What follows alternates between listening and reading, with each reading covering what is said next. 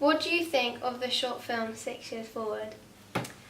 I feel like there's a lot going on in this film thematically. So on the surface, you've kind of got this classic coming of age story, which we're all really familiar with, and like obviously the actors who are in it conveniently are not that much older than the characters that they'll be playing. We all remember being 17 and like being like, oh my god, what did I do last night, kind of a thing.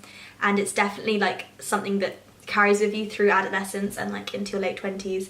And then beyond that, I feel like there are subtly themes of mental health with the scene that's looking at this character at the age of 11.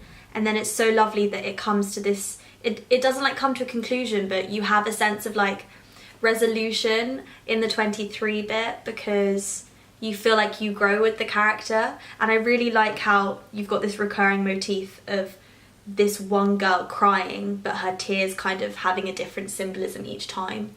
Yeah, I think that's a really nice touch, like looking at the emotional maturity of a character. So yeah, that's what I think. How would you describe Zaina in the storyline? That's interesting. Like, so as someone who studies literature, I always have an issue when I approach characters, because it's like you kind of get a sense of them from the dialogue of everyone else. Like, it's the same with reading a novel. Like, you get a sense of who this person is by hearing about what they think about other people and how they talk to other people, but you never actually really know, yeah, how they're viewed by others. And I suppose that's a similar thing in this film. It's like, I get a sense that she, like, I don't get so much of a sense of her personality, but I get a sense of, like, what her emotional state is, which I think is interesting, because often it's the opposite. Like, you get such a sense of a character's personality, but you don't see the emotional growth and you don't see what's being internalized. So I think it's nice to see that flipped on its head. So I think with Zaina, I think she's clearly someone who has like experienced a lot of things at a young age, I think, because she's obviously an emotional person, because this is told through her emotions. So that's the sense I get of Zaina, yeah.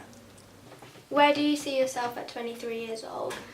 I mean, I'm going to be 21 in 2 months, so I really don't know where I'm going to be when I'm 23, because I'll have graduated university, hopefully.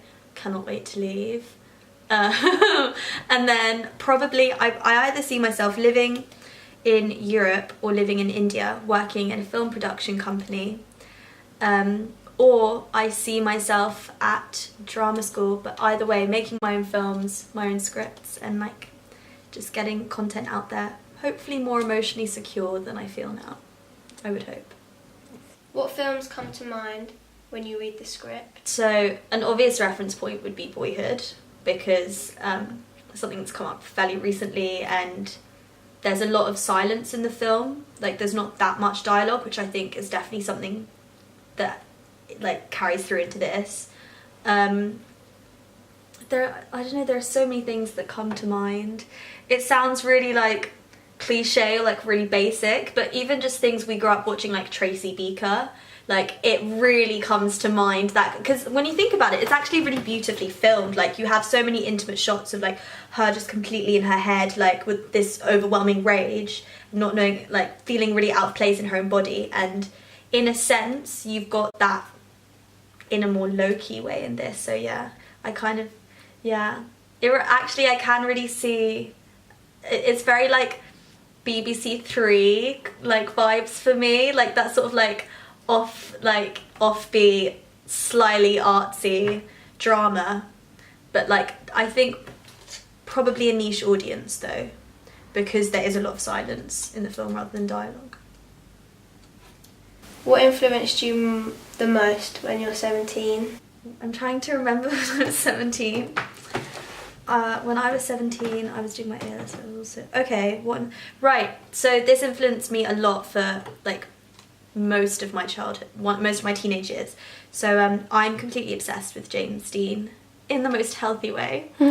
And I just remember watching Rebel Without a Cause, like had seen it years before, but it was just a film that I would just always go back to, like watching Rebel Without a Cause and being like, that is exactly how I feel, and that is like how James Dean has been able to emote in this film is how I want to make other people feel in my acting.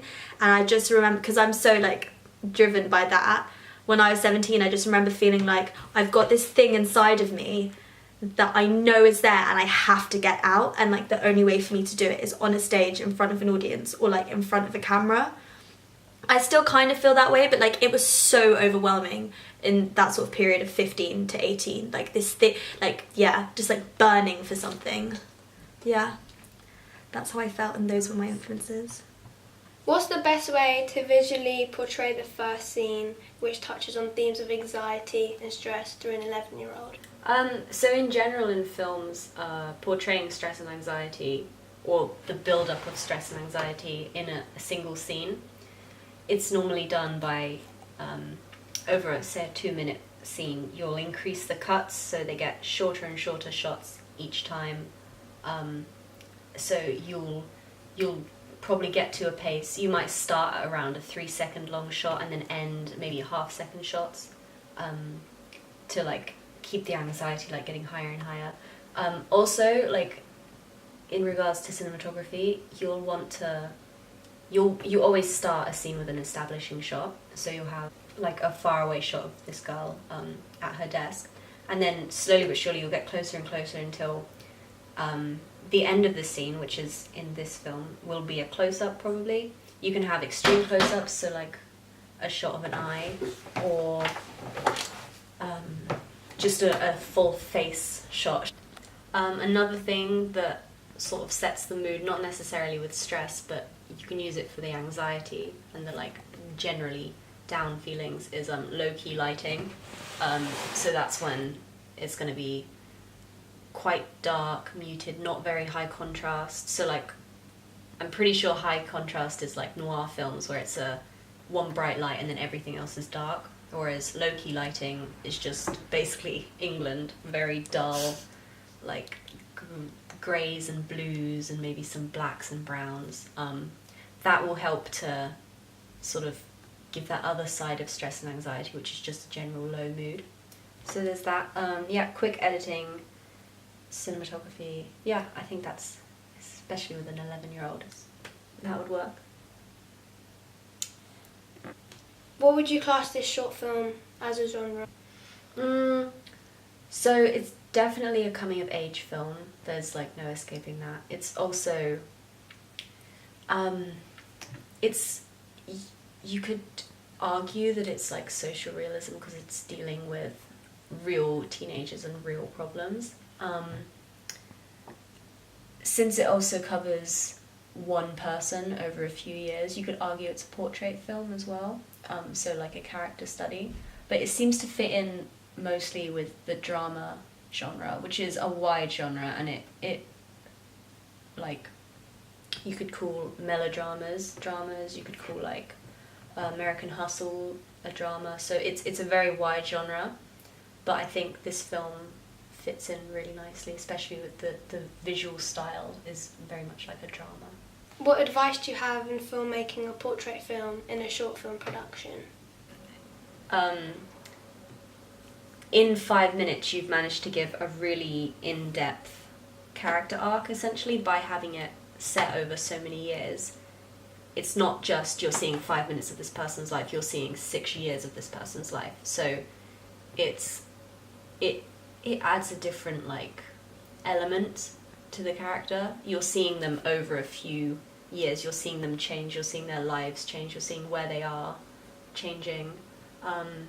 I think it would be really difficult to do a portrait study in any other way. It would just like turn out bad and you wouldn't be able to identify with the character. Say if you did like one scene, like maybe one long shot scene, so it's just 5 minutes of that person, you're not going to get anywhere near the amount of depth that you're getting with this film. So I think you've done a very, very good job of like giving a portrait of this person. Can you identify with the stresses of this 11-year-old? There's obviously the stress of trying to fit in, and you've made such a big jump from like primary school, whatever it is, and also you're starting to like be forced to think about your future. So they start quite early, asking about like careers. I was just starting to realise that I was more of an artistic person, and that's not always what your parents want you to be. So there's that kind of stress as well. But even just figuring out what you want to be, there's that stress and the jump. So it's all stresses from about 12 until the rest of your life, I'd say. Yeah.